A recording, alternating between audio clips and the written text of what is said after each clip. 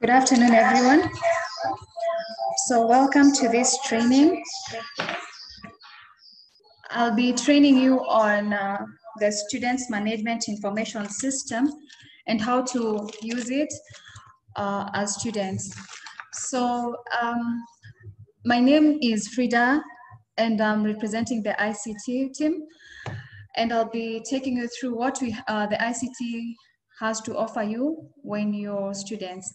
So the first thing, we have the internet services, which is the wireless, we have the wireless system or the Wi-Fi that you can only access it when you're in the university premise. Then we have the email account, which is the most important or the crucial mode of communication when you're here or when you're a student, because that's what the lecturers, the administrators, or if you have any query that you need to be assisted on, you have to use your email account. We have the Active Directory, which you're going to be trained on Friday on where it is applicable, but still you need to have one as a student. We do offer also external internet access. That is where now the telecom and the Safaricom lines come in. We also have the website, the university website, which contains all the information that you need. If you want to get any information to do with the university or whatever the university offers, depending on the faculties and departments, you'll get all the information in the university website. And then we have the students portal, which is the reason why we're having this training. I'm going to train you on how to use the SMIS portal. Then the VPN access and library services, which you are already trained. So I will not dwell on that. And then we have the e-learning and contacts as well.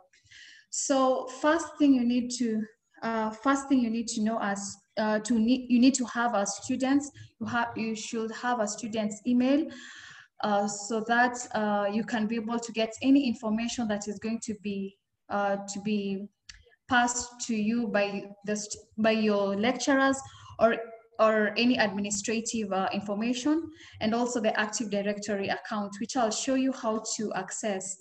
So on the main agenda of this training is this SMIS portal, and that is whatever I've displayed there is the URL, or rather the address that you're supposed to use when you want to access the SMIS portal, which is, I've already said, it's the Students Management Information System. So I'm going to demonstrate for you on what you need, like how it applies, or how you can access all the information you need.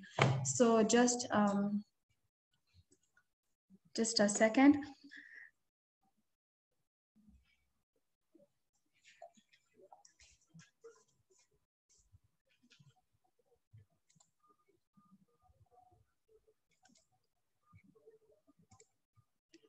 So that is the page you're supposed to see anytime you go to that the SMIS portal, the students portal. So the first thing that is going to be displayed in your screens is that page which has different tabs: portal, students' fees, timetables, course registration, results, inquiries, book room, logout. But before I go to how to log in, the first thing, if at all you're a Module 1 student, you are able to log in, or you're able to access your SMIS portal by using your password is usually your index number, which is automatically activated. And for those who are in Module 2, you have to activate you have to activate, first of all, to get your allocated registration number by using this part down here. You have to scroll down, and then you will see the allocated registration number for those who do not have their registration numbers. For example, if I can just choose a reference number for just demonstration's sake, if you do not have that is if you do not have a password yet, you have to put in your reference number that is on your application forms. So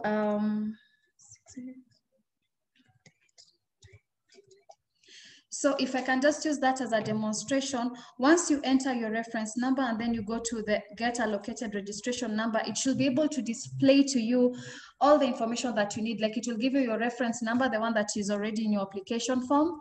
Your names, you have to confirm whether your names have been spelled out correctly, the program that you've applied for, the application status, reporting date, and also the allocated registration number, which is the reason why you're in that same platform. So once you have that, you can be able to access now the students portal. But for those people who already have their registration number and their password, as I've said earlier, the ones who are in module 1, you use your index number as your password, and the rest you'll be using your ID number or your passport number. So I'm going to use just someone's details for just demonstration's sake, so that I can show you how the students portal works. So this is where you input your registration number just as it is indicated. Then for the password, I've told you you're supposed to use your ID number or your passport number or index number.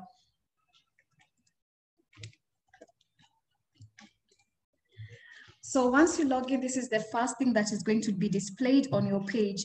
So the first thing that you're supposed to do as students, you're supposed to come here to where it's written, click here to register, for you to be able to download all the documents that are required for in the school. So once you have all your details uploaded or all your documents uploaded, what you need to check out for is this bottom part here where it's written your documents have been verified successfully. If you do not see that that statement after all your documents have been downloaded, you need to come to now this phase so that it will show you whatever that is missing from the downloads. So ensure that every time, the first thing that you need to do when you log into your students portal, you ensure that you've updated all your you've uploaded all your documents. So once you do that, I will just take you through these tabs that you're going to be seeing. The first tab you'll see on top is the student's fees. The student fees is just, it will just give you the fees that you're supposed to pay or whatever that you've already paid. And it's usually like at the bottom, you'll see the fee statement, which is usually not so much detailed. It will just be like what has been displayed before. But if you need, when you continue with your semesters and you need a detailed fee statement, this is the part that you're going to click, so for it to be able to give you a detailed fee statement in terms of the units that you've already registered for, and also the fee that has been deducted from your fee statement or from your fee balance. So the next tab is the timetables. The timetables tab will just give you all the units that are offered to you in your department. So for the ones that are here right now are first year course units, and this is where you're going to find out, you're going to find the codes of the units that you're taking from this tab here, from this column, and also it will give you the title and also tell you from the time for that for the class and the venue, and also the group in case the number is so big and your department has divided your class into 2 groups or 3 groups, depending on how you're going to be communicated to. But what you need to take note on, as much as we have all this time that has been allocated here in all these classes, this is not the actual timetable. It's still going to change. So this one you'll have to look out for once the classes start, and also you'll check it out because the department is yet to update it. So once you have all the courses that are offered to you by the department or by the faculty that the school that you're taking, you can, if you want to register for courses, you go to the course registration tab.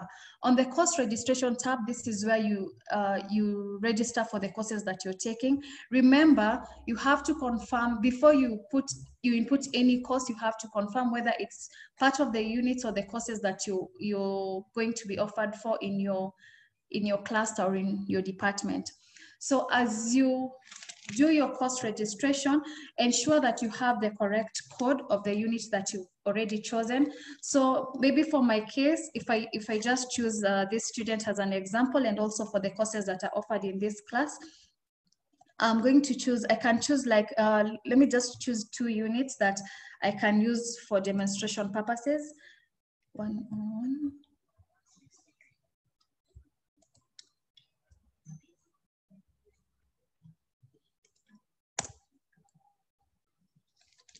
So I can just use for now 3 units for demonstration purposes, and kindly ensure that all the units that you have, the codes are properly written. So once you choose the codes and you write, you're supposed to click down here on register courses. Once you register, it will come on this top place here that I've highlighted for you. So as you can see, it has 3 columns whereby you have this place where it shows like there are check boxes, and it has the unit code itself. It displays the course title. And something that I forgot to mention, when you come here, when you're registering for units, because this is the first time you're going to be registering, it's going to be like automatically, it's a first attempt action. But if at all you are, let me just add another unit so that I can use it as an example. So if at all this was a unit, you are a continuing student, so and then you wanted to register for this unit, but this is not the first time you're doing it, or maybe it's a supplementary or a retake. This is the part that you're supposed to indicate whether it's a retake, it's a supplementary, it's a special exam. This is where you have to specify it as the way it's supposed to be. But because this is the first time you're attempting this course unit, you have to leave it to be first attempt, and then you register the course. So once you click on register course, it comes up here automatically on the first table or the top table. So when you'll notice at almost the end, the second last column, you have the part where it's written status. So the status here will remain provisional unless you check again. If at all now you are already sure that these are the courses that you're supposed to take, you have to check all these boxes over here, and then you click on confirm selected courses. If at all you don't click on the confirmed selected courses, the status will not be confirmed and you will not have registered for this unit. So kindly remember that. But before I also go that, in case you need to drop any unit among these ones that you've already selected, you are supposed to, once you click on the course that you want to drop, you can, right now, so long as it's not, the status states provisional, you are free to drop any course that you need. So you can either check on the course that you want to drop, or maybe let's just drop this one. You can drop course. Once you say drop selected course, it will automatically go. So you'll be remaining with the ones that you want to register for, or the ones that you want to confirm. So so if I am to confirm these selected courses that I've done, you select them and then confirm selected courses. So you will notice once I confirm or once I check them, the status automatically changes from provisional to confirmed. So this means that you have already registered for the said courses that you're doing. So it's up to you to confirm with your department how many units or how many course units that you're supposed to take for your cluster or for the semester. Then you register and do not forget to confirm.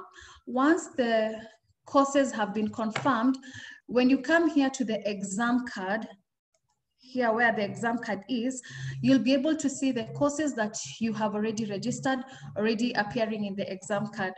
So this is how you're supposed to tell whether you have already registered or maybe your registration is successful or not. If at all you had not registered for these units, if you had come to the exam card, you will not find any units. So the next tab that I'm going to take you through is the results tab. This results tab will only display the courses that you've already done once the exam has been marked, and that is usually, you can only access it maybe after the end of the semester. But still, even if, let's say this was your third semester or any other semester, you'll have seen the courses that you've already done and also the marks. The next tab I'm going to look at is the book room. This book room, it's only applicable when you're going to be physically in the university, and maybe you want to book a room or the hostels that are there. So whatever that will be displayed here will have been maybe the number of students who are in such hostels, and then you can just choose the hostel that you want and also the amount that for you to be able to pay for the hostels. So the next thing, if I'm to come to just a minute, if I'm to go back to the portal itself, whatever that also is you need to know as students when you're accessing the students portal, there's this bit of my profile. So my profile, as my profile tab, you're supposed to update that by ensuring that at first I started by telling you that you need a student's email when you're a student here. So if at all you do not have a student's email, this part here will have given you a link whereby you're supposed to create a student's email. And once you create a student's email, then it will automatically appear here like the way this one has appeared. So this one means that he already has a student's email, so it is already updated. And for the Active Directory system, if you have to update it, you need to come to this place over here, and then you activate the AD account. But for now, because of the ongoing registration, the AD accounts of most of you, the AD accounts are not activated till now, but from next week they'll be active. And also you will be having a training on Friday to show you on how to access, now when you're having the AD account, how to access the e-class. So once you do that, you activate the AD, you also need to you click down here so that you can be able to activate your profiles for your student's email and for your student's email to be able to be activated in the system. So when you do that, you will notice we have this tab that I've already opened. So once you fill in these details, like the ones with the asterisks are the tabs that are a must to fill. So once you have all these tabs filled, you'll notice that this tab also will enable you to activate your telecom lines or the telecom lines that are being offered by the school, so that they can give you access to the internet or the free bundles that the school is offering.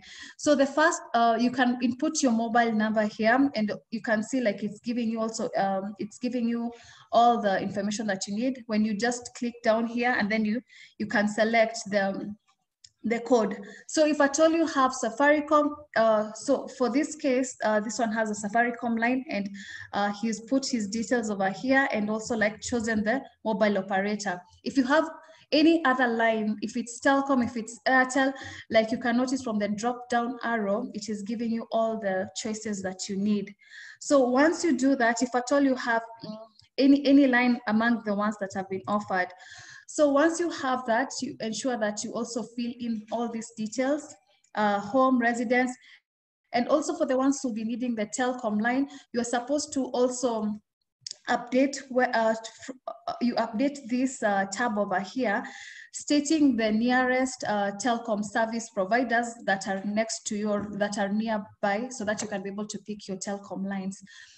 Just for something to note, if at all you already have a telecom line, you will also, once you go to the nearest telecom service providers in your neighborhood, they will require you to fill in consent form.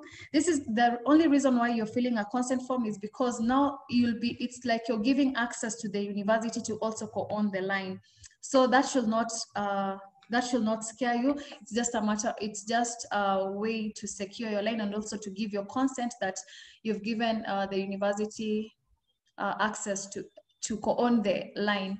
So after you've already updated your profile, you also need to save your profile so that you can have all the details displayed there. So the next thing you need to do as students, we have the student ID section, whereby for you to be able to get for you to be able to get a student's identification card, you need to make a request for it to be given to you or for it to be accessible to you.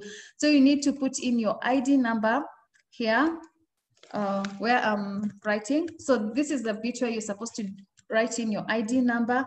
And then on this drop down arrow, you have to ensure that you select whatever that is required. So for you as first year students, it's automatically you'll choose the new first time and then you make the request. But if at all this would have been maybe your second year or your third year, we usually do an annual replacement of ID, of students' ID. So you choose the replacement or ID expiry, then you make the request.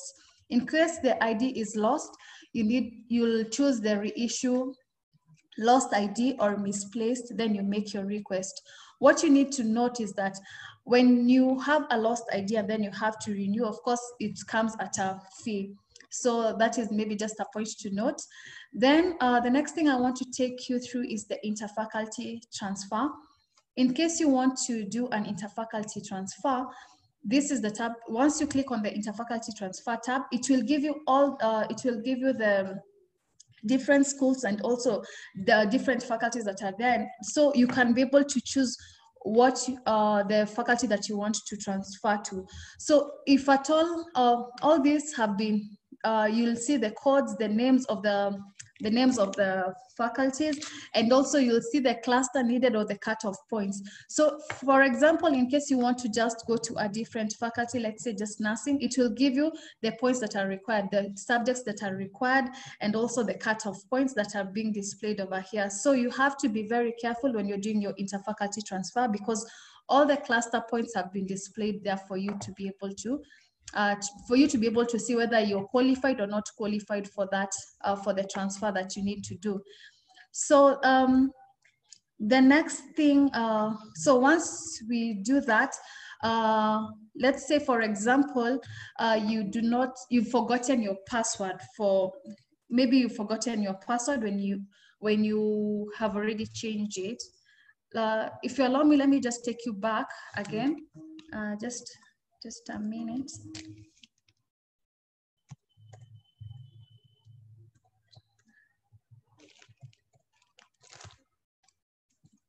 For the tab that I'd forgotten to talk about is that once you log in and once you're able to access on the portal home, in case you just need to change your password for the SMIS, this is where this is the tab that you're supposed to choose. So you'll have to write in the current password, which by default is usually your ID number or your passport number.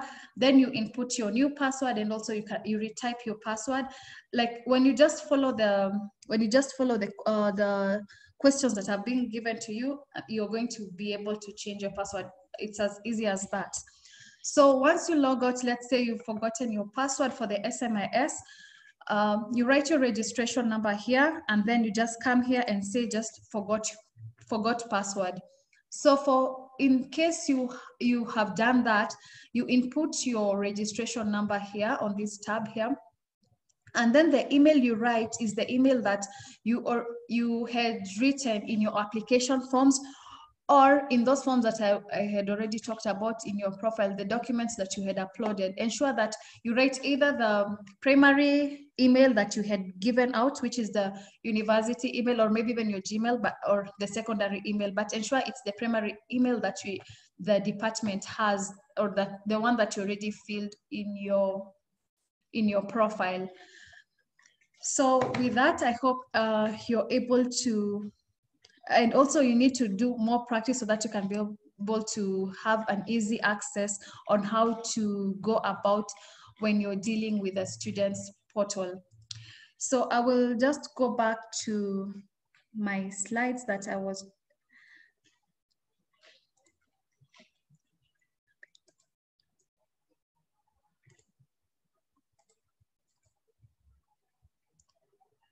So now that we are done with the Students Management Information System, what you need to also know as students is now the Active Directory system that you can activate it from the students portal where I'd already shown you, but these are the steps that you need to go about. Like you have to ensure that the page that is going to be displayed to you once you are accessing the Active Directory system or the portal, you have to write in your registration number. You have to write your registration number on that screen, and also like ensure that you don't put slashes to it, and then you just and then you can access it. In case of any student who has forgotten their passwords in the Active Directory system, of course, you can be able also to, when you're changing your password for the Active Directory system, this is the window that is going to be displayed to you in case you forget your password. I'm still going to demonstrate for you in case you have not understood on those steps, but it's an easy, it is just an easy, so long as you follow the steps, it's an easy step to do when you want to change your password for the Active Directory, or in case you've forgotten the Active Directory password that you have. So what you need to also know that is that the university has also partnered with, apart from telecom, we've also partnered with Safaricom. So in case you need to do, in case you need the free bundles or the discounted bundles for you as students, this is the page to go to, and then you fill in the form that is given there. So you can write them down, and then you can, in your free time, you can fill the forms that have been given to you. So that is the link. Once you click on that link, it will take you to a document that you're supposed to fill in. So in case you have any issues, or in case you want to access also these services that have been pointed out in the website, you will find under resources in the university website, which is this is the main university website.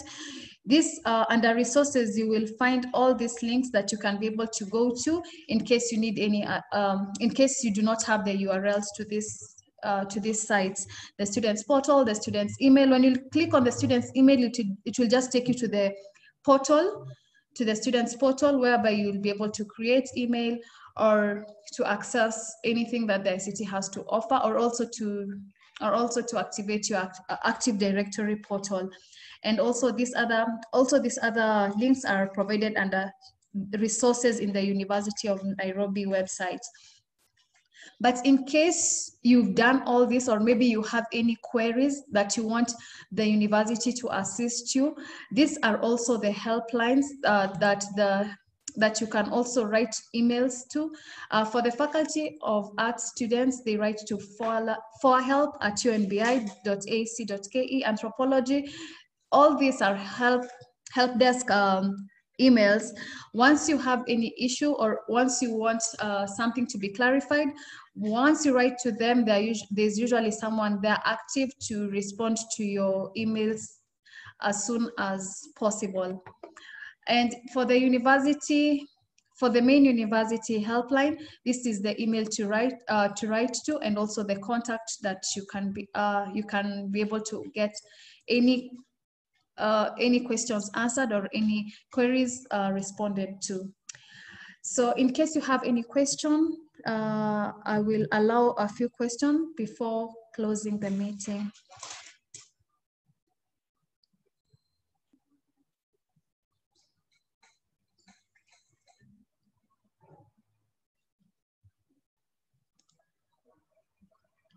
Do we have any questions? Okay, I'm seeing people who have raised issues. Let me just go to the page.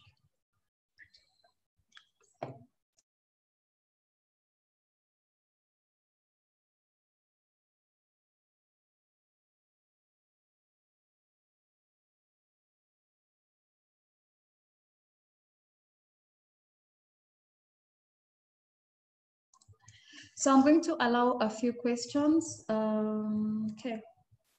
So Lydia, your hand is up.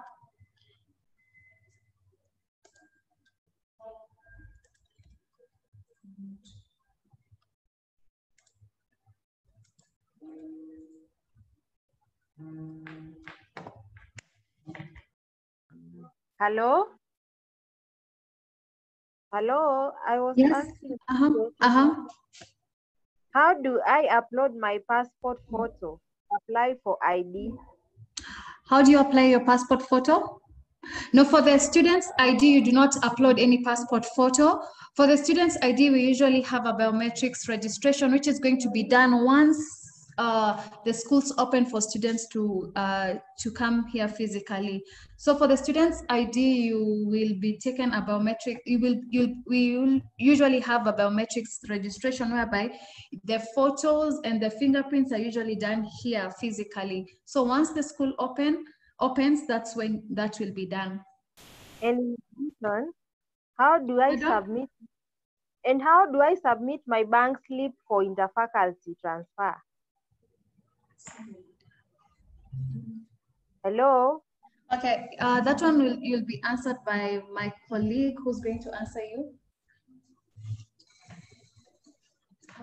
About interfaculty transfer, if you're outside Nairobi, you can just scan the document and then send it to studentsfinance@unbi.ac.ke. It will be received with the finance people.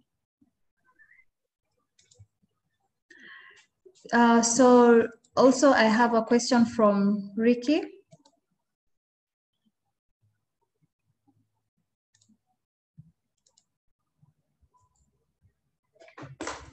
Ricky, are you able to unmute yourself so that you can ask your question?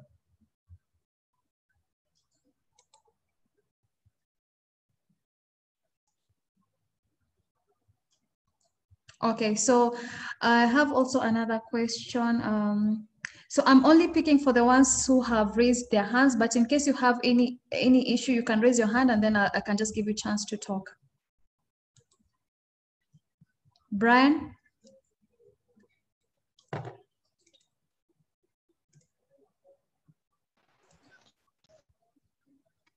Brian, are you able to ask your question or okay, it seems that the ones who've raised their questions, once they have unmuted you, you are able to unmute yourself from your end so that you can be able to ask your issue.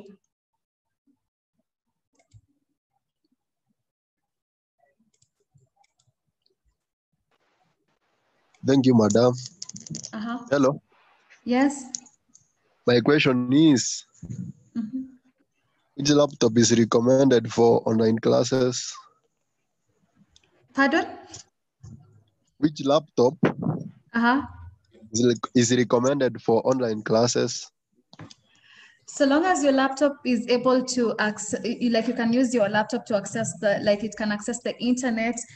I'm pretty sure you can use any laptop in the e-learning or online classes. You can also, it's not just a laptop, you can also use your smartphones to access the online classes, so long as it can be able to connect to the internet. I hope I've answered your question well, Brian.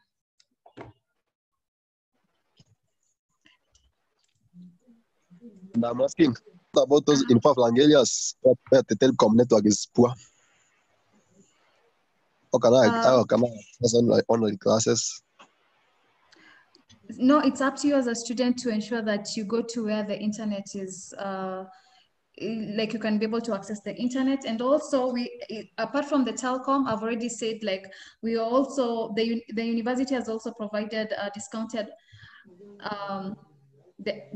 bundles for Safaricom as well, the mobile providers. So in case your telecom has issues, you can still switch to Safaricom. So that is the reason why you need to write down all your contacts, the contacts in that in the form that you're supposed to update for telecom, and for either telecom or Safaricom discounted bundles. So once you do that, I'm pretty sure both service providers cannot fail you, but telecom is the primary one that you have right now.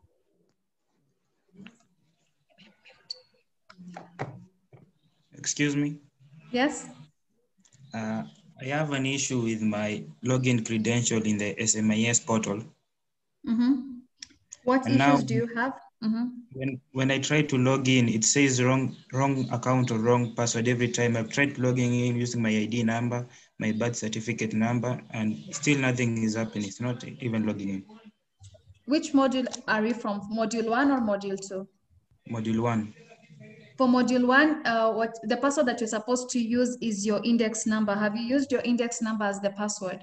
It's still not accepting. It says wrong username or password. So, and when you go to the allocated registration number, when you put in your reference number there, are those your correct details that are displayed there? When I go, it's not, where the allocated number is not accepting. I have a registration number. Okay, so what you need to do, from which school are you from? Like, which school are you joining?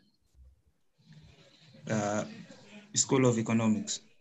So for School of Economics, I would advise you to use, okay, for School of Economics, I think I have my colleague who can answer you from School of Economics. Wait. I don't know whether he can. Can you hear me? Just a minute. I have a colleague of mine from the School of Economics who can be able to answer your question. Frida, can you hear me? Yes, yes. Tell that student to write to Econ Help. They can hear you, so just give, you can just address. econhelp@uonbi.ac.ke. Just indicate your registration number and say you are not able to access your portal. We will be able to assist. Excuse me, sir. Yes. I have already done that 5 times and there's no response. When did you last do it? Yes. When did you last write? What is your name? My name is Derek. Derek who? Ongige. Derek? Derek. What is your registration number? Hello? X74 /6215 /2020. You will use 1, 2, 3, 4, 5, 6 as your password after this session. Oh, thank you.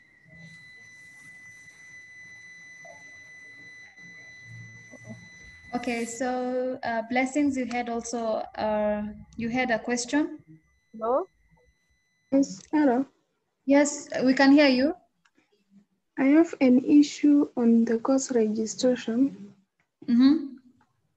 My course registration tab isn't opening. I'm being told that I have a balance of 2,500, of which I've already paid. When did you pay your fee? 28th of August. 28th of August, okay. For now, I had already displayed the help desk client queries, the issue, if in case you have any issue, what you need to, where you need to address your issues. But still, if you miss it out, I'm going to share my screen so that it can, so that you can be able to write your queries there. I'm pretty sure they should be able to answer your issues on time. So kindly write them down. So, from which school are you from? School of Education. School of Education. Okay. So that one, use the MC help.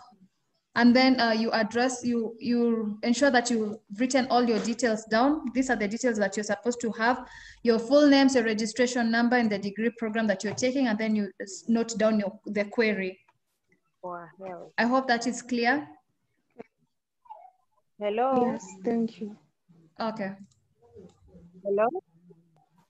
Yes, Lydia. I had paid my interfaculty fee Uh-huh. reflected on my fee status page. Uh-huh. Though the process is still pending.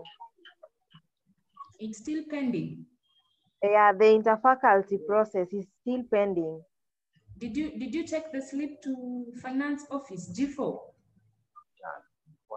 I forwarded the slip. Or online? I Lydia. think it's online, but it couldn't go through, so I sent it to somebody else. To who did you send it to? Hello? Oh, I sent it through email to Nairobi, to someone who is closer to the office. Okay, kindly give me your registration number. I'll look into it later. C01/09/2020. Kindly repeat the registration number, please. C01/09/2020. 2020. What's your email address? My email address? Yes. Award 2020. So someone will get back. Your email address is? Lydia Award 2020. That is not your email. At what? At Gmail or at Yahoo or at? At Gmail. Okay, so someone will get back. Yeah. Okay. And lastly, how do I get to know the exact units and how many am I supposed to register for? Because the units are 45, the timetable. So for the units that you're supposed to take, that is going to be communicated to you through your department, and for the unit codes and also for the units that are offered for the semester. Once you go to your SMIS and then you see the timetables, it should be able to display to you all the units that are being offered for the semester. So it's up to you to choose, and also the department will advise you on that.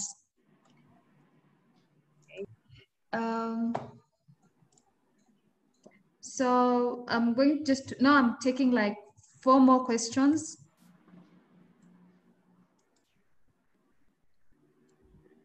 Trevor, you have a question?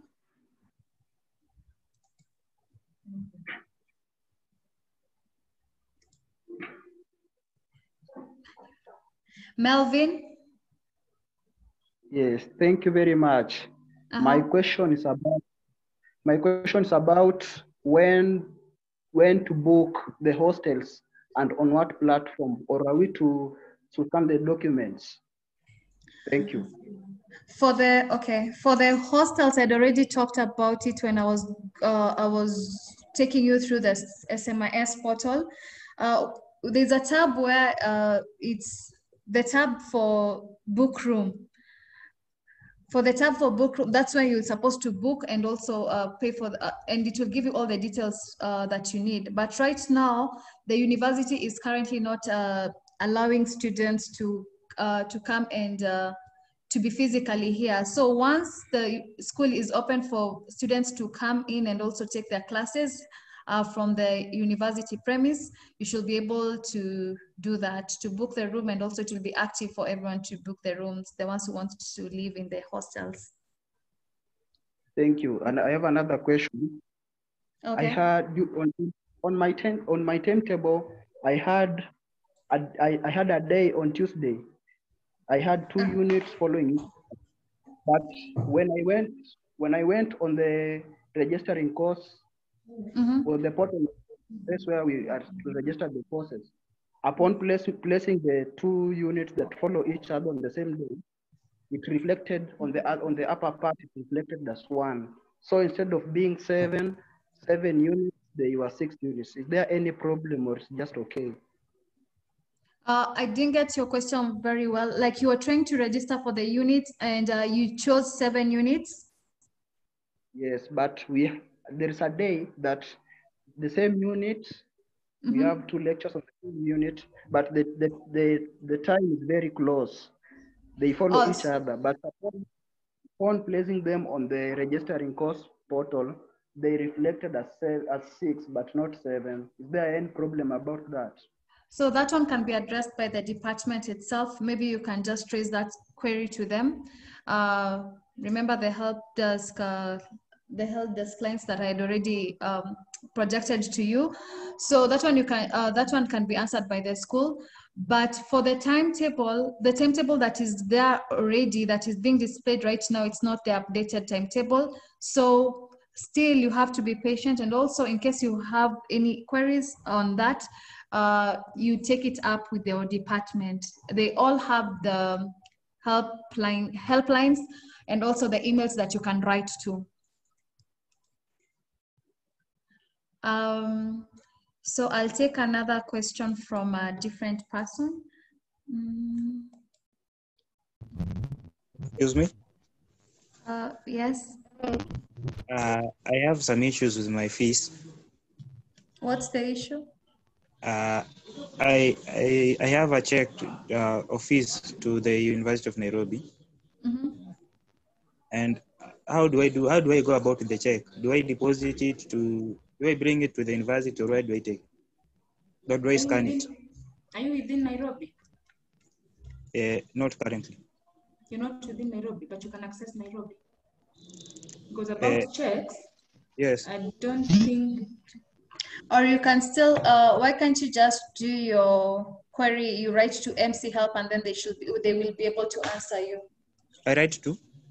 To student finance, to the student finance department, sorry. The student finance department, and the contacts, you can still get them from the website, from the university main website. Okay. Okay.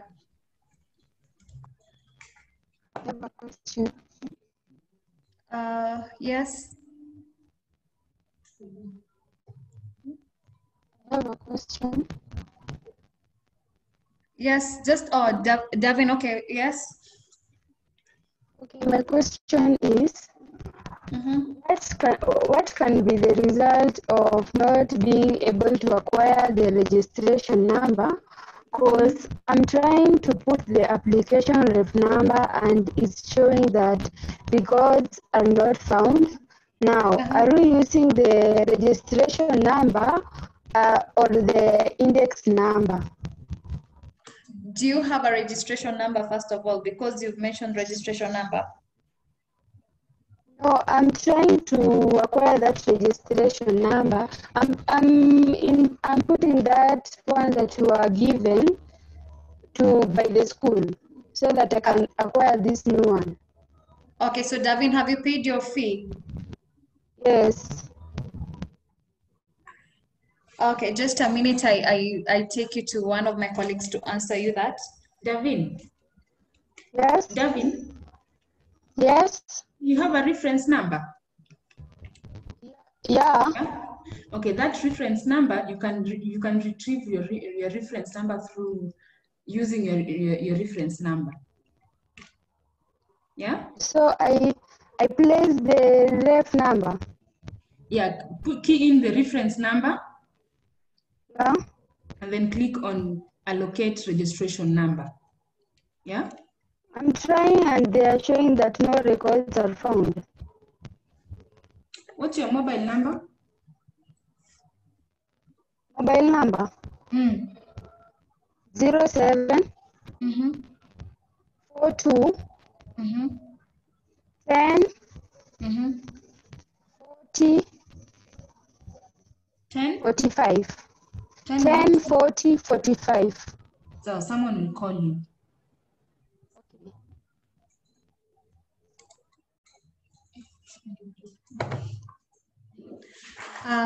So Margaret, you have a question? You can unmute yourself.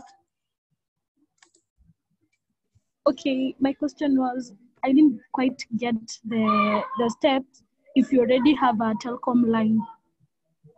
So if you already have a telecom line, so long as you've already filled that form that I told you when you're updating your profile, when you go to that, the nearest telecom service provider next to where you live, they should be able to give you a consent form that you're supposed to fill in. The only reason why you're given a consent form is because it's the university will go on the line with you, because now you have, it will, like, it's just a way of you getting the discounted bundles, but that means now the university will go on the line.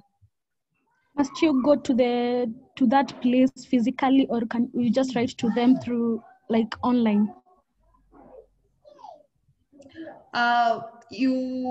Okay, the form that I'd already displayed, the form or the where you can get that link from. Let me just try and project it. And once you go there, you will be able to follow the steps, and then everything will be done. Just a minute, I display it. Yeah, so once you go to this site, you should be able to get whatever that you need there. But still, if you can, it's better if you go there physically for you to be able to fill in the consent form, and also it's a faster way of getting your line with the bundles offered. And I was still asking, when is the registration for courses beginning? Registration for courses? Yeah. You have to register the courses as soon as possible. Something that you need something that you need to note. Let me just share you the screen for where you have to do your registration. So just a minute.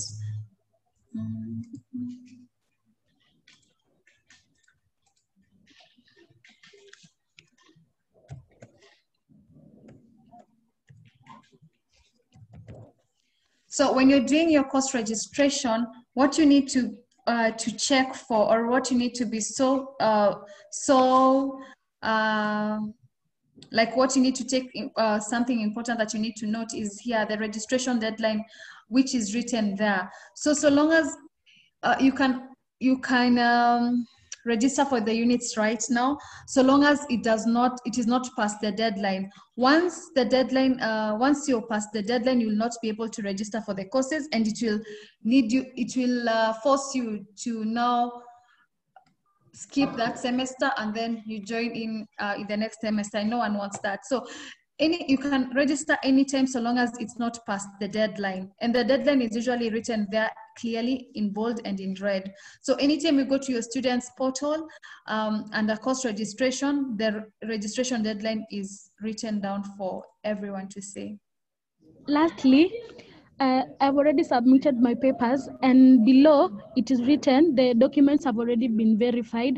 And I was, why haven't we gotten the confirmation message? Just a minute, my colleague will answer you that.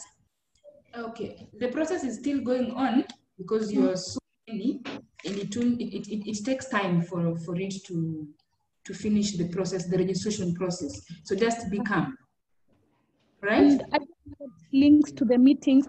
Why is that? Pardon? I don't get the links to the meetings. I was wondering why is the problem? And how did you get this link from? From a friend forwarded to me.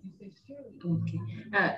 The department is using the email you used during the online application. Yeah. But so long as you have a student email, it will start working the moment the classes starts. So just be patient. Okay, thank you. Okay. Thank you.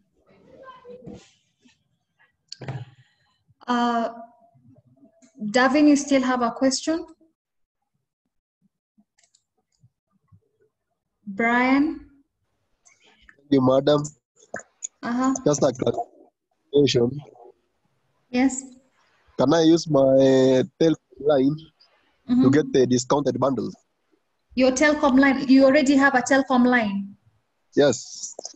Yes, so long as you go to the nearest telecom service provider. Once you update the profile, first of all, in your students management information system portal, So once you update it on the SMIS portal and you input your line, and also you have also to specify that it is a telecom line.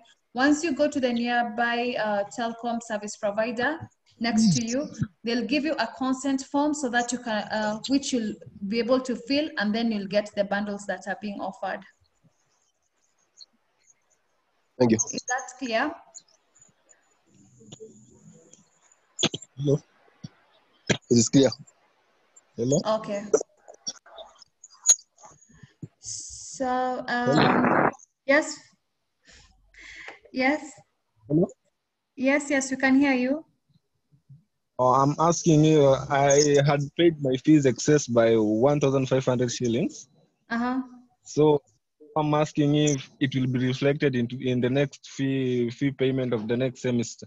Yes, that one will be reflected. So long as the fee is usually deducted based on the units that you've chosen or the units that you are undertaking for the semester. And that is why you have this SMIS portal whereby you can go to school fees, and then you'll be able to see how your money is being deducted and for the units that you've paid for. So that should not worry you.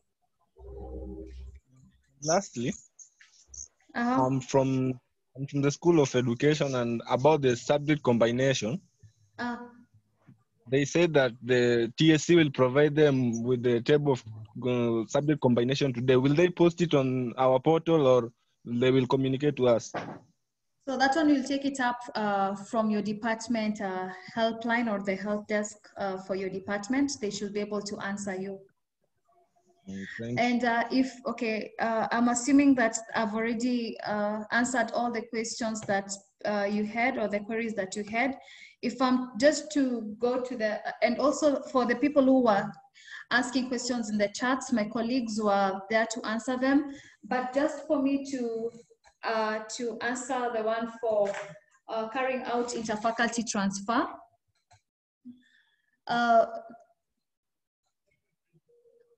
So for the interfaculty transfer, my colleague is going to address that issue in your chat. Okay. About interfaculty transfer, you need to pay 1,000 shillings. Yeah, there's an account in your student portal, and then make sure your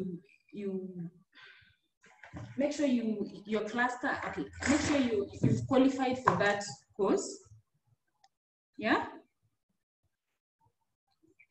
Make sure you qualify for that course, and make sure you pay the 1,000 shillings, and then you choose the course, and then you'll be good to go. You just be patient. So with that, I'd like to end this training because of time, and I hope we've been able to answer all your queries. In case you have any issues, kindly raise them in the emails that have been provided. Have a good day, and thank you. And remember, you have the e-class training that is going to be happening on Friday. Thank you.